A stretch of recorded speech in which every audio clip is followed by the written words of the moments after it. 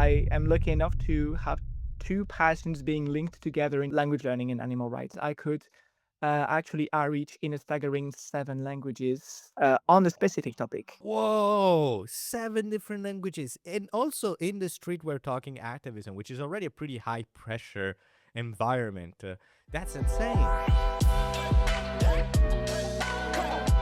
Welcome, everybody, to a new exciting episode of the Connected by Language podcast, the show that finds the most dedicated language learners out there and tries to learn from the craft. I'm your host, Michele, and I'm joined by my co host. Michelle. So, for the people that have been joining in for the first time, I think it would be nice to kind of give us a little bit of an introduction about ourselves, what languages do we speak, and what we're all about. Yeah, so I am Michelle from Germany. I speak German, English, French, and Spanish, and a little bit of Brazilian Portuguese. Quite a stacked record of languages. Yeah. And this is also why I work as a language education specialist at Tandem. And what is tandem? So, Tandem is a language exchange app where you can exchange languages with people from all over the world. And you can do that either one on one, in the chat, in calls, in video calls, or in language parties, which are live audio rooms. And there are over 300 different languages available on the app. So, no matter what kind of objective you're looking for, whether to get a buddy to kind of strengthen your pronunciation or finding like a chill international friend to laugh at international memes, Tandem has. Sorry. Let me just do a little bit of a pause. Tandem will always have the perfect language exchange partner for you. And inside the app, you might find someone like me. Hi, my name is Michele. I come from Italy. I speak Italian, French, English, a little bit of Japanese, and a little bit of German. And I'm just someone that likes to talk about languages and specifically understanding what interesting advantages did the world of language learning bring upon them. And today we're going to find one of the most interesting, I say, application of the world of languages. As the name of the podcast implies, it's about connection. It's about connecting with people. And there are some very unique ways that people can connect. You know, you can connect at work, you can connect online. But what about when it's about a great cause, specifically the world of activism? Now, activism comes in a lot of different shapes and sizes for a lot of different like reasons, a lot of different beliefs. But I think one of the great things that unites the world of activism is the concept of, you know, putting yourself on the spot and explaining your stance on something. So what happens when somebody has the ability to connect with people, not only to like discuss about their rights, but being able to connect them on their own mother language? Sounds like pretty impressive to me. I don't know about you. It does, yeah. So today on the show, we're going to talk to Guillaume, an activist about animal rights. Welcome to the show, Guillaume. Hello there. Thank you so very much for inviting me. So welcome, Guillaume, onto the show. I'm personally very excited to learn about your approach to languages and the crazy places that this world has brought you, because your story is very interesting, unlike any other sort of guest that we had previously on the show. But before we go to the meat and potatoes of the show, I think it would be nice to also give a little bit of an introduction about yourself. So can you give us a little bit of a look about your personal journey and what you're all about? Yeah, sure. So I'll maybe split that into two smaller parts because in this episode I will be speaking about two of my passions, which is animals and language learning. So I was basically raised as a monolingual native French speaker. And when I was a kid, actually, my parents put me in a Dutch-speaking school, and because they were hoping that I would just pick it up, which never happened, unfortunately. I never really got good at languages, was not interested. Dutch was not appealing to me. And by some, well, it was actually funny that when I was about 15, I had English introduced to me at school. I was not so much into it. Actually, I was pretty bad. And I just discovered that when you learn a language on your own with tools that you choose, it can actually get fun, contrary to what we have experienced with at school. Sometimes it's not as fun. Um, and so I just discovered that I was not so bad at language learning and that it could actually be fun. And I basically so learned English on my own, aside from having classes at school. And then I just noticed that I liked it. So I tackled Dutch afterwards, which I thought I would never be able to do. And then I started some Spanish, noticed I liked it, noticed I could speak it after a while, and then I just continued with others. That is very much in a nutshell. So I was not good at first, but it's about finding a passion and finding a method that speaks to you. Um, don't know if you want to to bounce back on that or if I should go into animals. I think for a little bit, I wanted to comment on it because the idea of someone not being able to start their language learning because of the original school system and not being that good at learning languages in a school setting is surprisingly common among people that have taken languages to a very, like, to the next level. So it's very interesting to see how many different situation, like different people have this sort of relatable experience. Everybody, it seems like everybody has had problems with the learning languages in one shape or another. Not to this, like people that have not struggled with it, but it's very clear that a lot of people might have a very bad first impression of language learning just because you were at school and you didn't really care about, your Dutch language. So, so it's very interesting to see that despite that, where a lot of people would fall down, you take it like actually, you were like, actually, I think I can do this. It's just like, it's just not the right method, but the spirit is there. So it's always nice to know. Maybe it would be interesting to give a little context why Dutch was the language that your parents Yeah, I was about to ask that wanted. because it's like it's not the first language that I would be put on school. Yeah. Yeah. Yeah, no, that's simply because I was born and raised in Belgium, close to Brussels. So in the Dutch-speaking part of Brussels, but very close to the border with Brussels, where French will be a dominant language. And as French speakers, my parents actually wanted to be sure that I get some language advantage, because when you're in Belgium, speaking French and Dutch is actually very useful, especially regarding jobs but for a number of situations. And they wanted me to have that advantage. So they actually put all my siblings into Dutch. But I'm the only one who didn't really stick with it. So I just went back to French because I just couldn't do it in Dutch. So it's not like there was not really a reason to use Dutch except for, it's a language of the country. It's one of the official languages in Belgium, and it's a useful language for work. It does give you a big advantage when you speak different languages in Brussels. So that was the main reason. It's not, I didn't really like it at first, but after, when tackling it on my own, I actually liked the sound of it. But it actually did take a while, and I did need to reach some kind of B1, B2 level before I started liking it. Mm.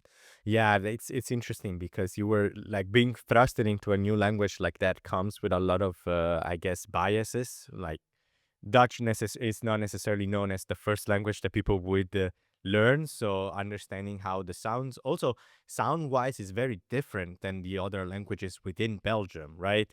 Yeah. It's not, even though Brussels is a phenomenal place for what I gathered, a great place for people that are obsessed with languages to kind of trade different languages. They're not really that symbiotic. They kind of have their own rules, their own bases, their own like quirks. So it's very difficult to kind of see the differences between the three. So I would understand that there's a little bit of struggle there.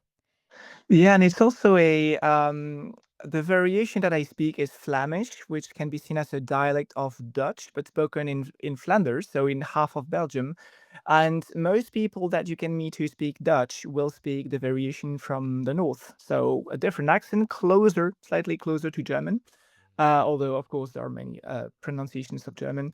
But yeah, when I speak with people, natives or non-natives alike, you can tell that my accent is kind of different because I would say that most people who speak Dutch will speak or be familiar with the version from the Netherlands.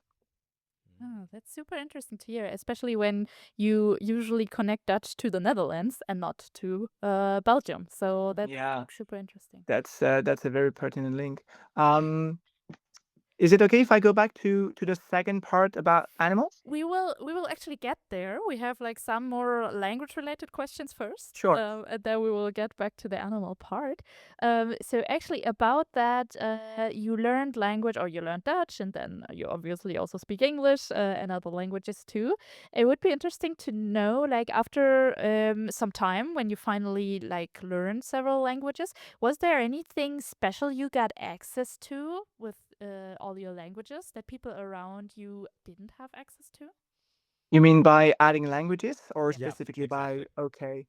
Well, I mainly speak Romance and Germanic languages mostly. Also have some knowledge of other families.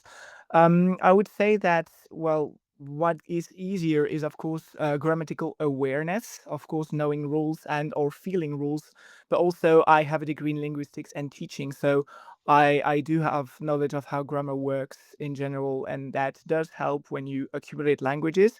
When learning Russian, for example, my awareness of cases, the case system in German is very useful.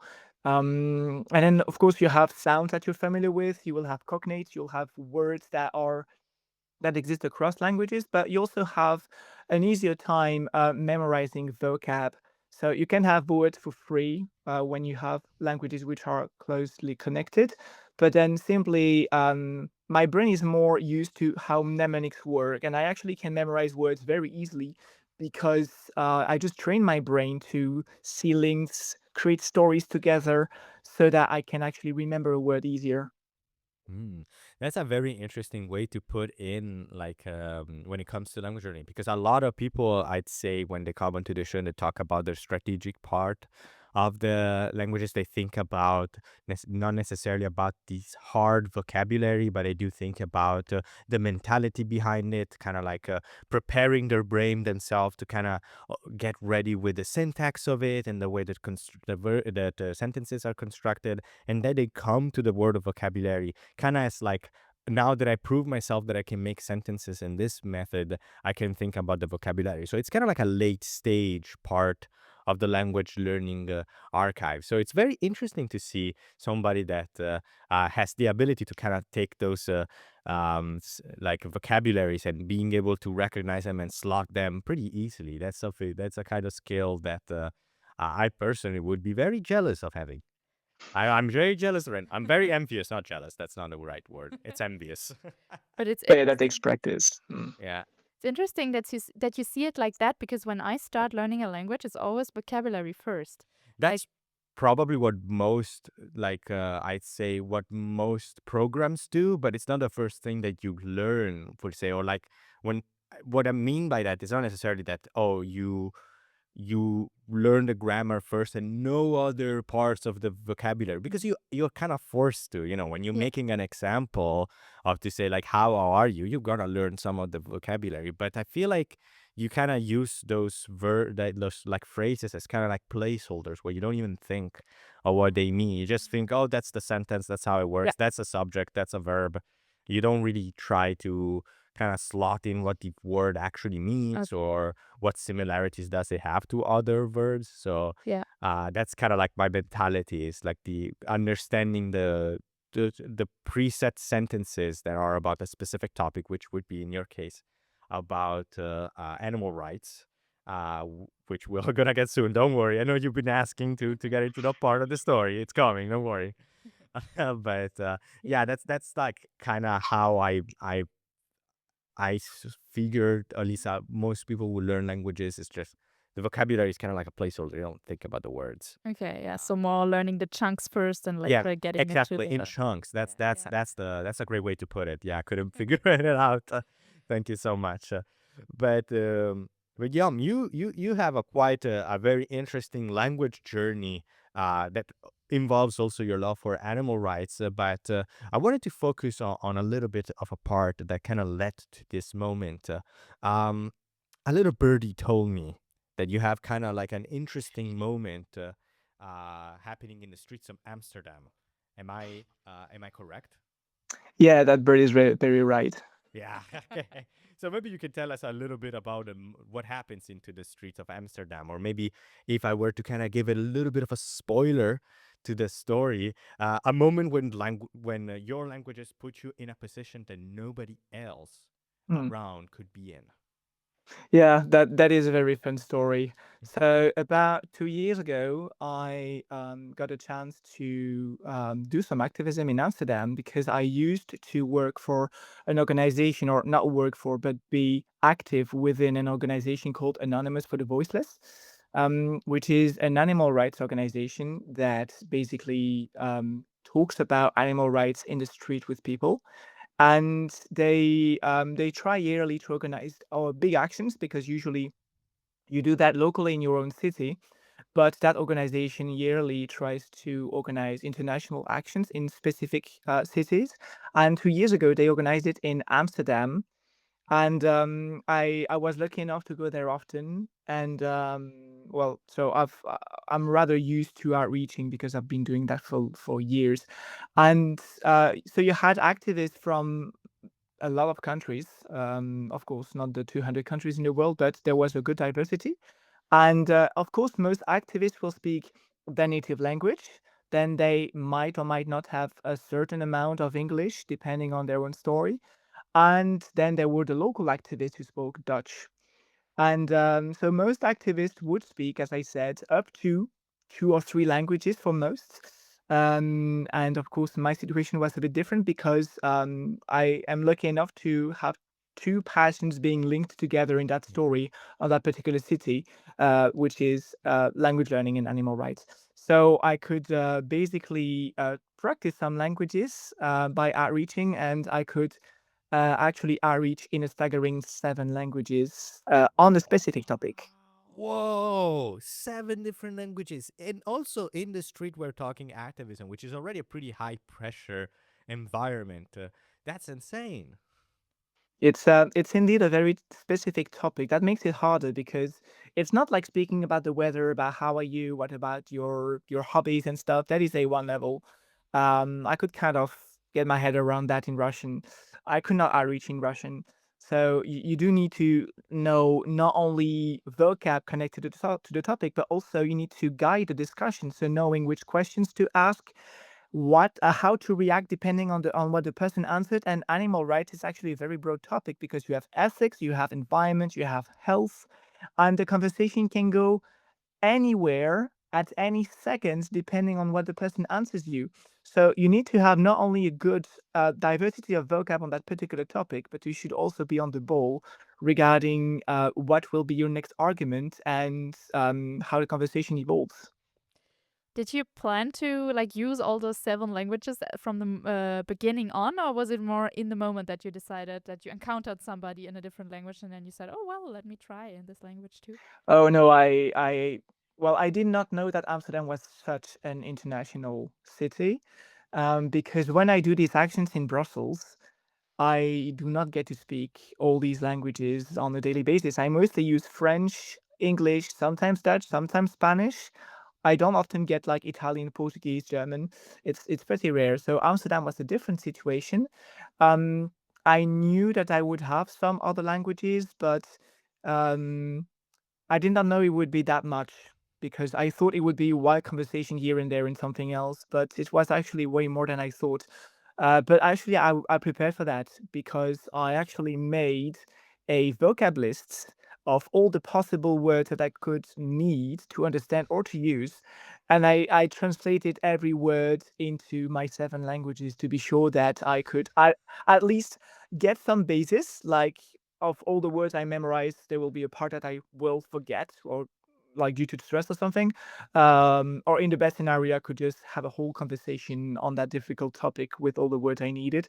And I would, of course, on the train revise these words and the sentences, the questions we ask. So I did need a bit of preparation work, but also knew that I would get into that situation, and that of course, I prepared with the languages that I could speak um, at a rather fluent level, because of course you cannot just improvise that with an A2 level. That's very hard. Yeah, that's really hard. But if I were you, I would try to get a publisher to get that dictionary like out. Because if you have a 7 languages dictionary, that's already extremely impressive on its own. So, like, It's insane that you went through all this way to get all of these different topics, because we had in the past kind of other guests that specialize in specific parts of the lexicon. So maybe like some people that are doctors are very good at translating in different languages just medical terms, but their knowledge kind of ends at that medical knowledge terms, and you're not really expected to kind of move away quickly from there. So it's insane that you managed to not to pipe out all the basically all the talking points of the other ones, because in my mind actually it is more of a question that it's a little bit of about the in one-on-one interaction that we're probably also going to talk soon. How much variance do these sort of debates or like this sort of conversation take? Because I would assume that conversation can take all of these widely different direction, or did you manage to find like sort of common threads that you could always rely on? People often come up with the same reasonings Okay. because so there will be people that will agree with you with the conditions that we show on the videos and so on, and they will just agree with you and say, "Oh no, you're right. I've never seen these videos before. I had no clue what actually happens to these animals." It's not the kind of thing that you easily see on TV, like on the like the main TV channel, or even sometimes on YouTube. Um, um, what was I gonna say next? um, but then there will be sometimes harder questions, or they could go to like try to get further away from the topic because sometimes they want to avoid their responsibility regarding what they purchased at the shop. Um, and it's then my job kind of to get back on track and try to get the conversation back on the animals and on the specific questions I have, because I would have a kind of a list with a certain order of questions to follow. It's not like everything is improvised. There is a method that was studied and that was investigated to improve it, optimize it.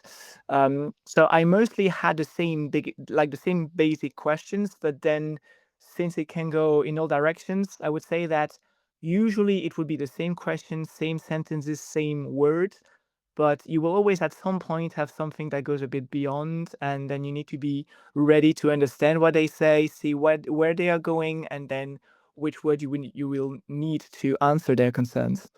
Hmm.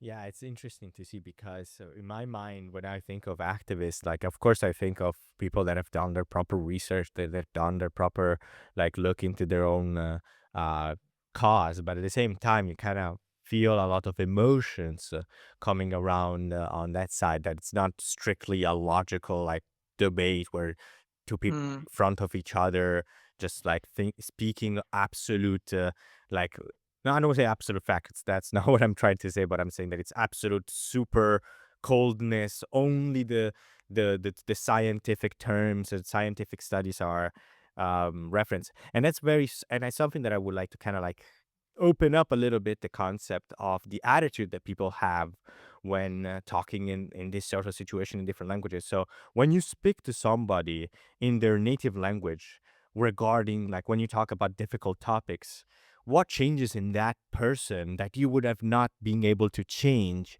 if you were to talk in like English, for example? Yeah, that is a very important point because it's not just about having a language that you can use to have a communication with somebody and to kind of communicate your thoughts. It's not just that. It is not just a means of communication. It's a means of connection, because you if you speak to me in French, it will not only will I have an easier time understanding you, but it also shows that you care, that you make the effort, because you don't have to. It's if it's not your native language, you could just stick either to your native language, hoping I understand it, or to English, the universal language. Um, you also speak to their heart and to their values. I had a conversation with someone who was from the city of Valencia in Spain. So I first understood that they were from Spain, or that they spoke Spanish, and so I'm always like, "Oh, like, where you from?" Because of course, I visited some cities. Like, I did an Erasmus in Valencia. I went to Madrid. I went to Barcelona, and in Valencia, I actually got a chance to learn a bit of Catalan. And so when I ask them where they are from, and they say, "Oh, I'm from Valencia," then I would say, "Oh, I actually lived there," and I make references with some, events such as Las Fallas, which is a festival in Valencia, which is a very famous one. The whole country of Spain goes there once a year, even people from abroad. And then I can also say that I speak a bit of Catalan and or Valenciano, as they call it. And when actually they speak it themselves, you see on their face there is something that changed.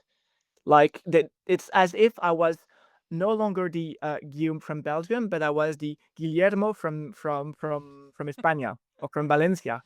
And it's not every day that I have these conversations because you need to get on someone who actually comes from there and speaks these languages, because you in that case it would be someone who speaks Spanish but who also speaks Valenciano, Catalan.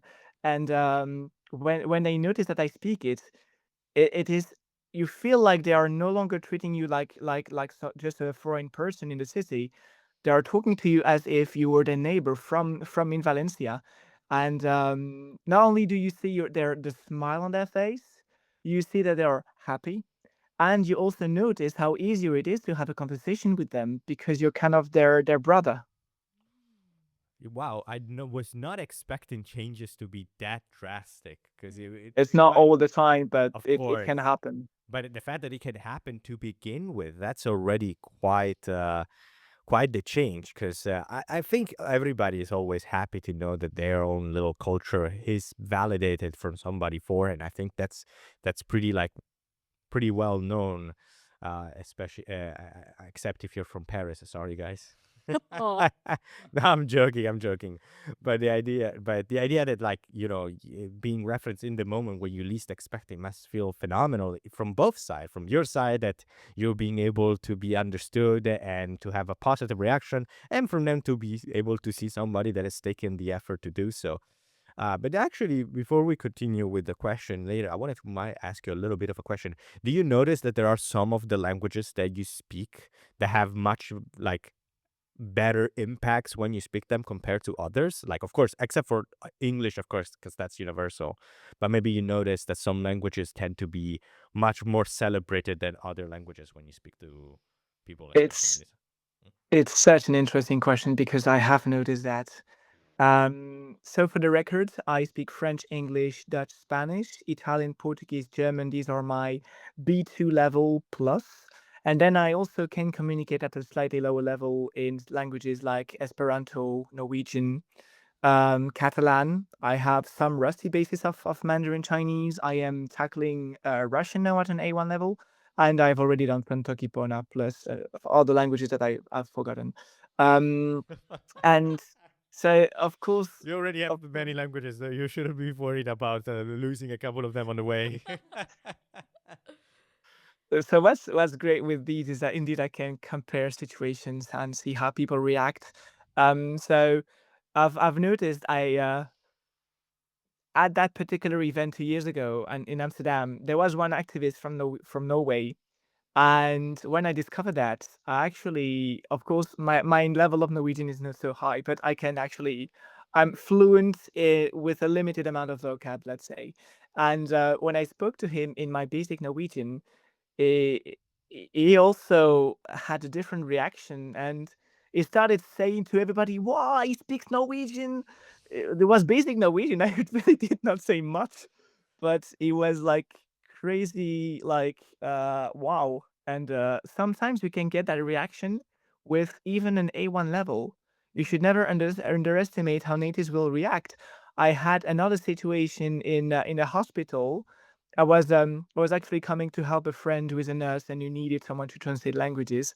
And when I left the place, in the waiting room, I saw two girls who looked Asian, but I, of course, could not guess where from. And that was at the peak of my Mandarin level. I had like A1 level, and I understood what they said. And actually, just like I thought, do I try or do I just get home because I'm tired? And I thought, it's not every day you get a chance to test your language skills, because what's the worst that could happen? You just look like a stupid person. Who cares? They don't even expect you to even say ni hao. So I just came to them a bit awkward, and I said in Chinese, like in Mandarin, like hi, I'm learning Mandarin. Just that. two like five completely words. randomly to these people that were like doing Yeah, something and completely different. they looked at me like, "What the fuck is happening?" And we had a very very basic conversation, like really A1 level, and I actually could understand what they said. I could answer. Actually, I could do more than I thought I could, and they were so happy to meet someone that was learning their language, and they actually both gave me their numbers so that we could organize language tandems later on. I was Wow. pretty happy.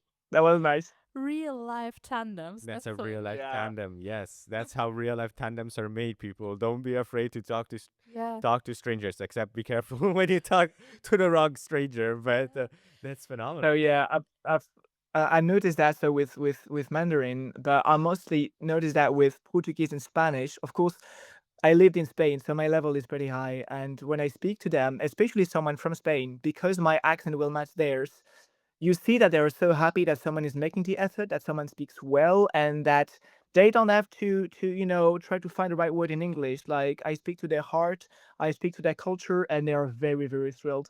Although people from Latin America will often react like that too. I would say Spanish and Portuguese are the two languages that have that impact the most. Yeah. If I speak to someone in Dutch, someone from the Netherlands, for example, although they have different pronunciation, I will not have the same reaction Yeah. usually. Mm. Yeah. Yeah, you probably have some stories about your own experience with Latin American Spanish, right? Definitely. Yeah, if I had to guess before you answered that question, Guillaume, then I would have guessed like Spanish would be one of the high impact ones, Yeah.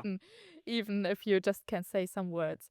But it's really amazing also how you just described like this opportunity that you had to talk to somebody and like what's the worst that can happen? You might like look a bit I shocked. do have an example. I do have one Maybe one first very habit. Got I aggressive or was something? Oh Oh God. no. no, it's not bad. It's just I was a bit sad. I was Oh. in so I did two Erasmuses. The first one was in Groningen, which is a city in the Netherlands, and I was on an Erasmus for 5 months. And on the first evening I arrived, I kind of you're all lost. It's your first time in another country.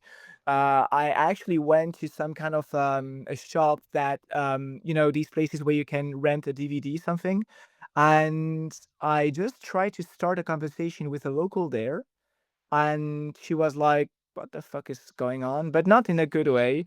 And then I think like a brother or boyfriend or something came along and just asked me like, "Why the fuck are you talking to us?" And I just said like, Oh. "Sorry, I just got here. I just want to meet people," and I basically just go home and cried. No, Oh man. god. That's their fault, okay? Yeah. That's way too rude. I get it that it's like a stranger coming in and Yeah. talking with broken, speech, and probably they will think, "What is this stranger coming here? Should I be scared? Does he have like a weapon under him or something?" But come on, that's a little bit too far, okay? Like, Yeah, I was just unlucky. For 99% of my encounters, they're always very positive. Oh so I god. guess I guess the lesson is be careful who you're talking to before you make a fool of yourself.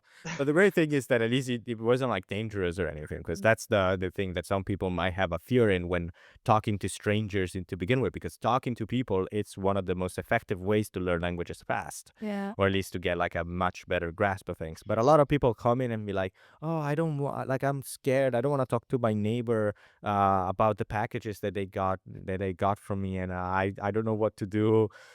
What if they think that I'm crazy? What do they think that I'm stupid? What do they think that it like this situation I come in?" So it's very important for people that are dedicated about language learning to be able to kind of break that mold and have the courage to risk sometimes being in an awkward position. Yeah. Sometimes language learning will put you in a place that is outside of your bubble, that makes you uncomfortable. Life is like But that. usually people are actually very open. Like for most of my interactions, I no longer hesitate to speak to someone in their language, because even if I'm bad, like for example, a couple of months ago, my cleaning lady was home. She's from Moldova and she speaks Russian, and I was still very very low into Russian, and I just said to her like to say hi. I didn't say bonjour, which I would say. I just said it in Russian. I just said well, I'm having a blank now, of course. Uh, Maybe привет. but excuse me. Привет. Yeah, you're better than me. Oh no. It's one of the few words I know in Yeah, Russian. it's one of the few. And One of four.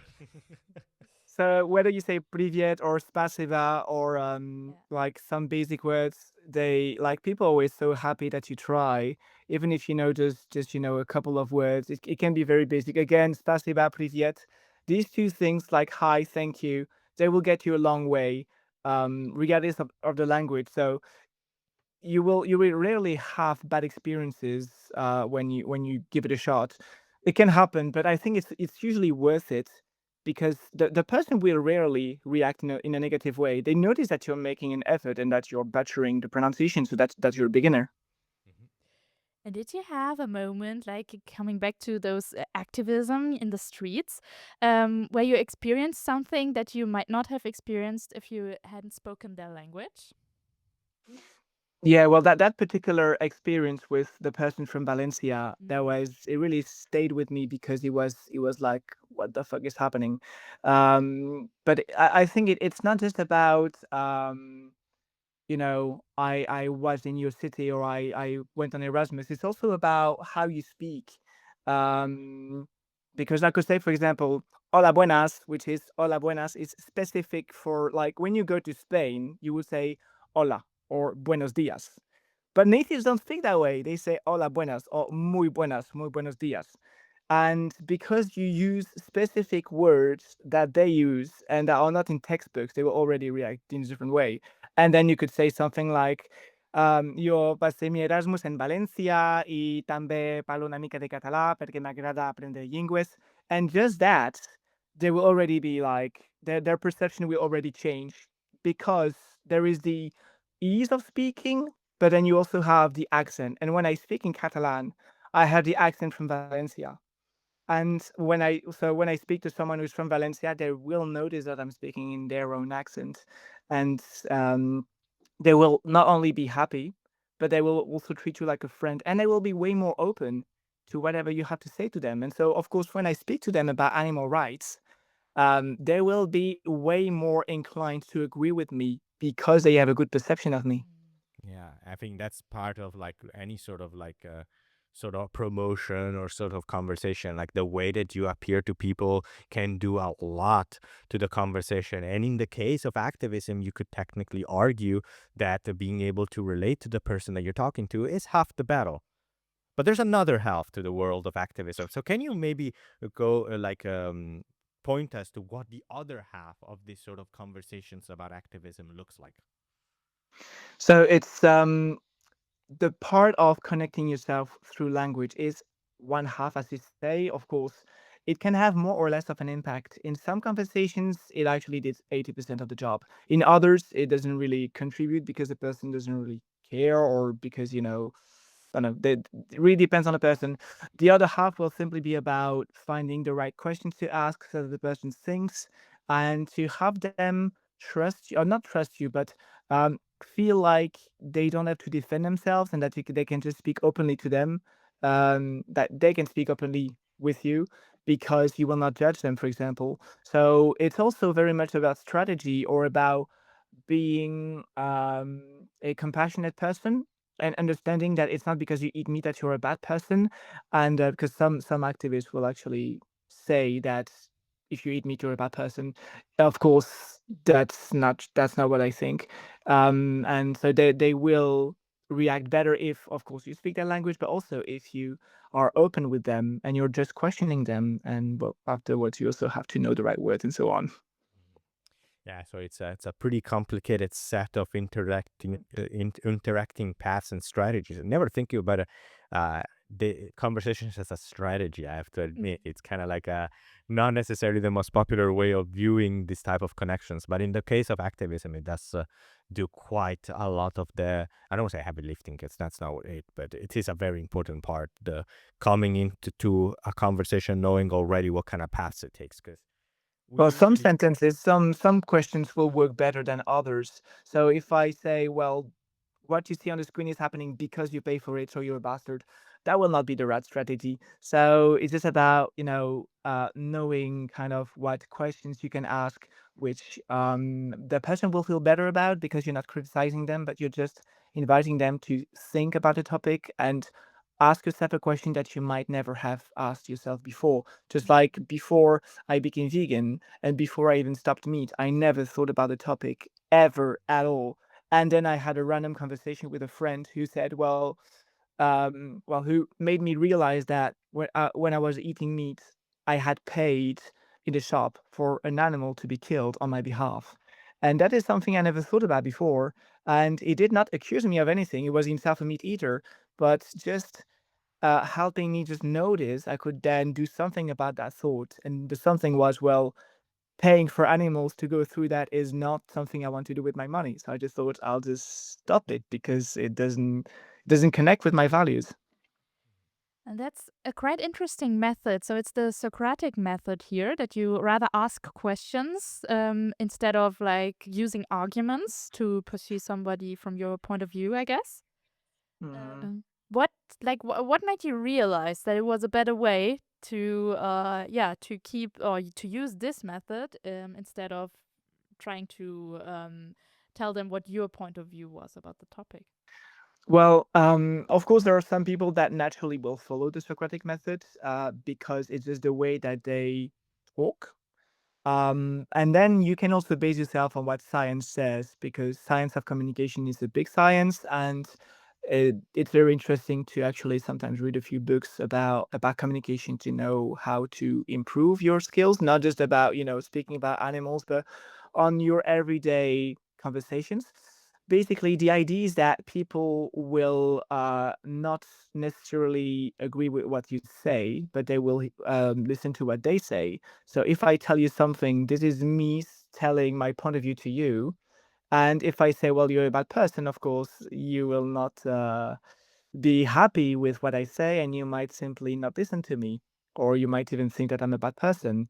But if I ask you a question and you yourself come to a specific outcome, then you will follow the outcome more because you came up with it. It's very interesting to see that, everybody has their own approach. But one of the things that makes the Socratic method also kind of powerful as a tool is something that, you kind of create questions about topics that they never really question themselves about. Or sometimes maybe someone resistant about some of the questions that have been asked. So when those situations happen, when it's like a normal debate between two people that speak the same language, it can be quite difficult to kind of wrap their head around something that they never experienced before. But when talking different languages, it's quite even more difficult. So I wanted to ask you, maybe from someone that has given thousands, I'd say, um, debates. It's not even debates, discussions. Let's call it Discussions, yeah, discussion. Where does yeah. the language aspect of this discussion fit when somebody is resistant or questioning something that they never really questions about themselves before? I think so. After, of course, the fact that you connect with them and that it's easier for them to follow the conversation. Um, of course, the language helps with having the right words to communicate about the right questions and the right topic. So the advantage I had was that I could actually reach people that nobody else could reach. I actually made noted all the conversations I had during that month. So for 16 days, I was in the streets of Amsterdam over the course of 31 days, and I had 500 conversations. And I noticed that 50% of these conversations were done in another language than French or English. So 50% of my conversations were in either Spanish or Dutch or Portuguese or Italian or German. And these are conversations that the other activists would not have been able to have because they did not speak the language. There was a particular day, this only happened once, that there were only people who speak only English among activists. Then there were the activists from the Netherlands who spoke English and Dutch, and then there was me. And for an entire evening, I was the only one who could outreach in 5 of my 7 languages. And so basically, normally during these actions, you're supposed to spend some time in what we call the cube, which is the structure in which you hold the computer. And normally everybody has to go through that and then to ask a break and get out of the cube to outreach. In my case, they said that exceptionally, I should not go in the cube and I should actually not even take an outreach. So I should not talk to someone because I had to wait for someone to give me their outreached person, because it would be in a language that they could not speak. So if it was like French or Spanish, the activist would say, "Well, Guillaume, can you come here? This person only speaks French or Spanish or whatever." And so I was basically asked to just wait for people to give me conversations, which is something that does not even happen. And um, that organization, which I'm no longer part of, I actually joined my own organization. Well, another organization that is called We the Free, which is based on the Socratic method. Anonymous for the Voiceless is rather based on actually putting the finger at you and saying, "Well, you pay for that," which is not really how I see things. You were in a very situation where they kind of changed the way that they organize these discussions to fit, like, the ways that are not normal to the world of activism. Is that what I got? Because maybe I didn't quite understand fully.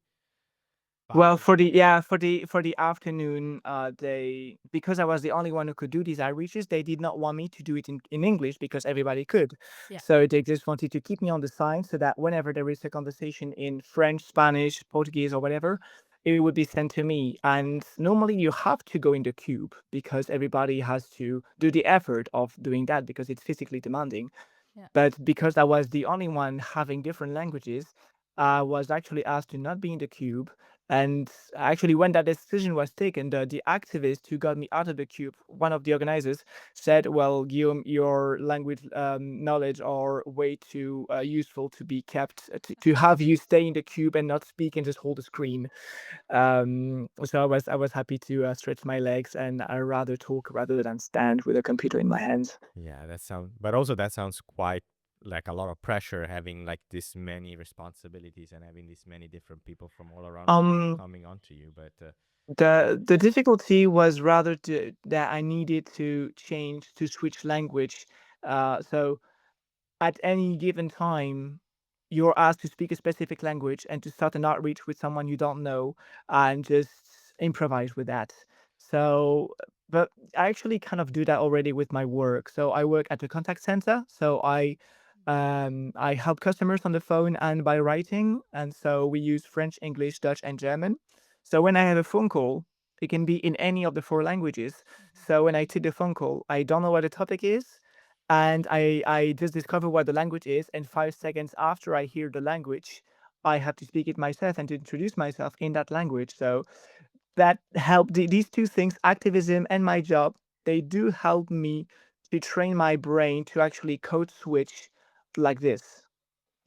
yeah, that's very impressive because it's like you have to code switch in like what, like you said, like 4 to 5 languages. That's At work it's four, although there are languages I speak more often, like English, rather than others like German.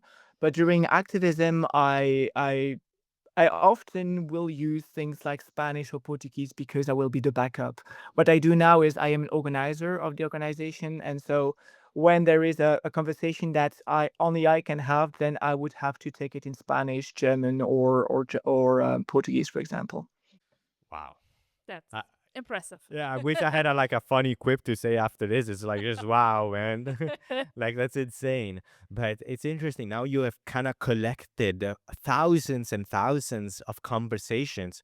So I kind of maybe would like to ask you something a little bit more psychological. Let's dissect the brain of the conversation, of the discussion. So after years of these discussions, after thousands of code switching and having different meeting so many different people, what have you learned about how people actually change their minds about a topic?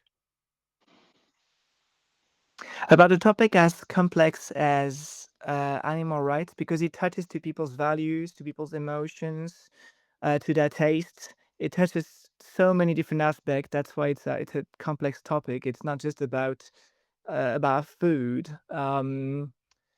I think that the language aspect will be the thing that changes their perception. I I don't know if once you're into the conversation, then they will just be honest with themselves because they will be able to express themselves in their own language. So you actually go way further, and sometimes it's harder for me because if it is, for example, in German the words are very specific. So sometimes my level might not be high enough when the topic goes into details, into like philosophy or specific words which are extremely specific to the topic. Um, and there I kind of lose it because I can get through to the person, but then my level will not allow me to maybe win the argument or to bounce back on that important question. So that will also depend on my level.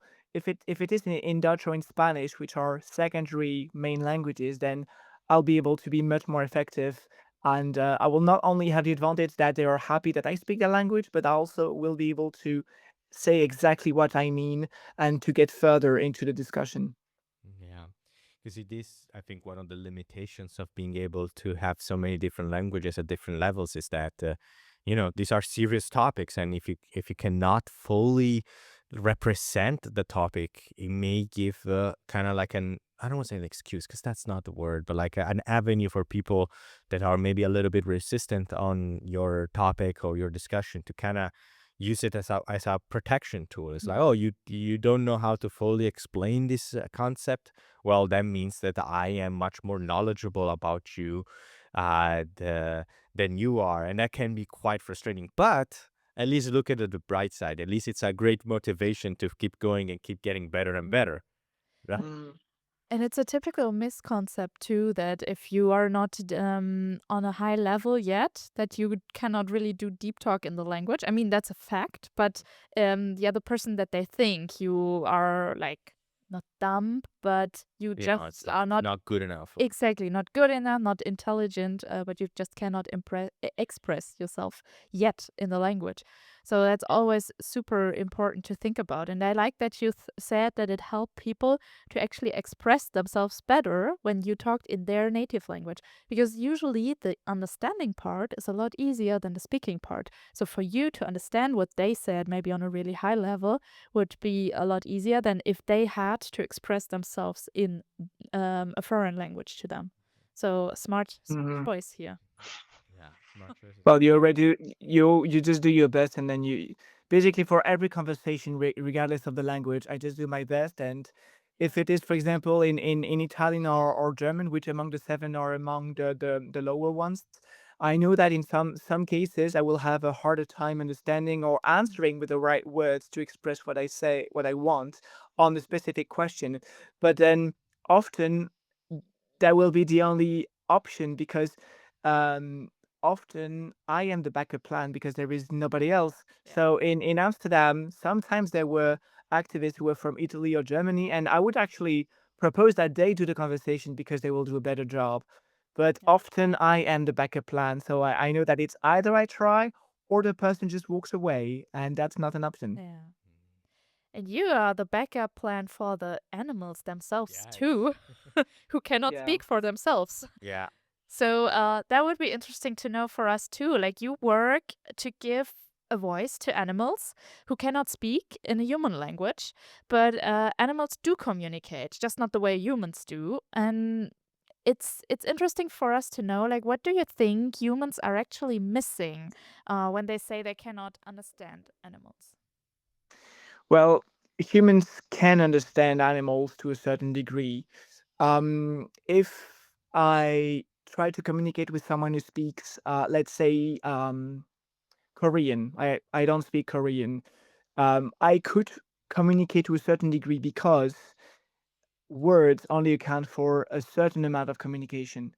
Mostly when you communicate, you will use body language, you'll use intonation, you will use words, but most of the communication will actually go through your body, through your mimics, through some muscles in your face, through your hands. It will go through many different elements. And with whether it's animals, or like whether it's non-human animals or human animals, because humans are animals, Mm. you will understand a number of things. When you see your dog, you can actually tell if they are happy, they are sad, they are afraid. they wiggle their tail, they even when they actually like whatever the noise is that they try to use to communicate, you can actually guess a number of things. Regarding the animals that we eat, of course, the vast majority of people will never have contact with these animals because they are hidden, they are not in the city center, and so on. But when you see, and of course, not everybody will have seen that, but when you see a footage of what happens in a slaughterhouse and that depicts the reactions of these animals, you can actually understand what's going on in their head. And I dare anyone to actually try to look them in the eye. Like on some videos, you can actually see their eyes. You would be surprised at how much you can actually guess from what is happening behind the eyes in the brain, because it's so expressive. So humans can understand animals, and actually slaughterhouse workers have a very big issue with doing their job because they can tell that the animals don't want to be there, but they are paid to do their job in the slaughterhouse. And it's actually something that has not been studied a lot in the scientific literature regarding slaughterhouse workers that are on the front line of being in contact, faced with what animals want to communicate. We don't see it because we don't see the videos or because we don't want to. It's not on TV, it's not on the package you see in the shop, but they actually very clearly show that they don't want to be there. But the reason why we turn a blind eye is simply because we have always grown up in a society where you eat meat, you don't really think that it's an animal, you don't know how they were raised, how they were killed. You just don't have much information simply because these businesses don't want you to know. That is simple. And you don't question eating meat, you don't question drinking milk. Um, when you are born in a society, you don't question things easily because you have no reasons to do so, because nobody questions that to you. My mom never asked me, "Why do you eat meat?" Well, because you put it on my plate. Why did you put it on my plate? Because that's how you were raised yourself. You don't question it, you don't think about it. And even if you get the question through someone that is vegan, you will, of course, not always connect the dots, or sometimes you're not so connected with animal welfare. I don't even love animals. I just respect them. I don't need to have a pet at home.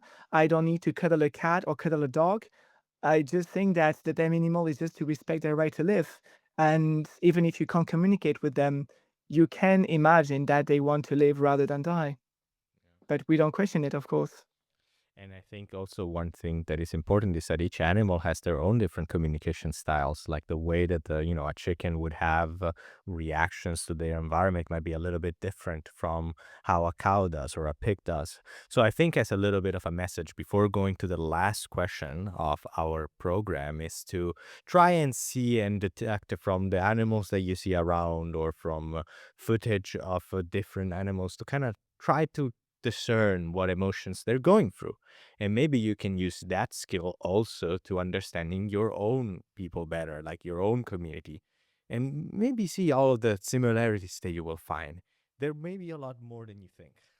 Yeah, because they are animals just like we are, and um, we we often don't think about the number of points in common between us and the animals we eat.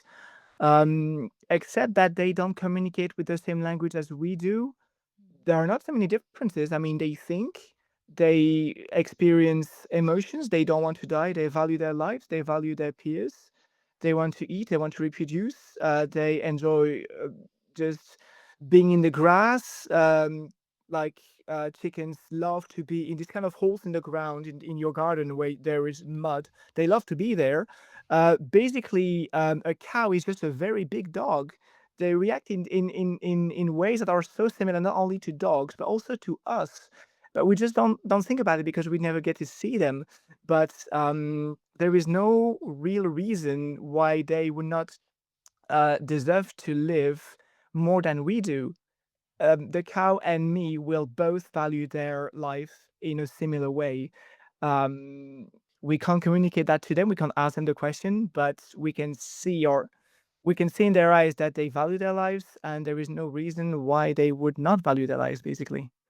Yeah. I think it's something that is important, that even if you cannot communicate with them directly and having a conversation, you still also you need to have a little bit of empathy towards these animals and It's just a species. question of respecting their. It's the most basic respect to an animal, because everybody will value different things. But I think what everybody, you and I, will value the most above anything else is our right to live in freedom. All the rest is optional to some degree. But my right to just experience life and not just be killed right now is above anything else, because if I'm dead, there is nothing I can do. It's the same for these animals. Being alive and being free is what they would cherish most, and that is the thing that we don't respect for 80 billion land animals yearly. Yeah. Yeah, I think those are some very important words for people to reflect. And but before we go to this section, I would like to maybe ask you a last question before we can end up this episode. So let's come back to you and your profile. Your profile, that sounds very like that sounds very raw, like as your journey. Let's call it that. Let's look back at your journey. So looking back at everything that the languages as a whole, your love for language learning has given you, all of the connections that you made in the past, the access, the ability to reach people that nobody else could have gotten any reach to, at least in your moment. What do you think languages or learning languages is actually for beyond just a bunch of words?